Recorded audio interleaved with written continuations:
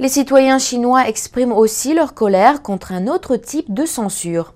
La semaine dernière, une fuite d'aniline, un produit toxique dans une usine de charbon, a pollué une rivière de la province du Shanxi. Mais les autorités n'en ont rien dit pendant 5 jours, mettant ainsi en danger la vie de plusieurs millions de personnes. Une fuite dans une usine de charbon dans la province du Shanxi a déversé près de 40 tonnes d'aniline, un produit toxique. L'incident a débuté le 31 décembre dernier mais n'a pas été révélé pendant 5 jours. Plus de 9 tonnes de ce produit chimique s'est écoulé dans la rivière Zhuozhang, contaminant la source d'eau de plus d'1 million de personnes. L'impact d'un incident industriel comme celui-ci est très grave, surtout lorsque cela se produit en amont. Les produits toxiques se mêlent à l'eau. Et avec la saison des pluies, tout ce qui est enfoui dans le sol sera aussi emporté avec les eaux.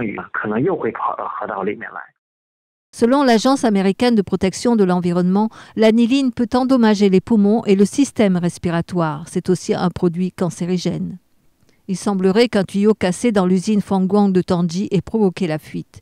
L'usine est une dépendance du groupe minier Luan de Shanxi, appartenant à l'État.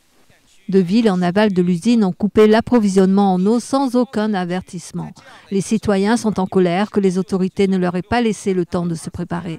Le maire de Shanxi s'est officiellement excusé lundi dernier et a expliqué que son administration avait sous-estimé la gravité de l'incident. Selon lui, l'usine n'a déclaré qu'une partie de l'étendue de la fuite. Il pensait donc que ce serait réparé avant de pouvoir causer des dégâts. Selon un professeur en environnement de l'université du Guangxi, ce genre d'incident se produit de plus en plus fréquemment. Il a accusé les autorités et les responsables industriels qui recherchent les plus grands profits tout en négligeant les contrôles pour l'environnement.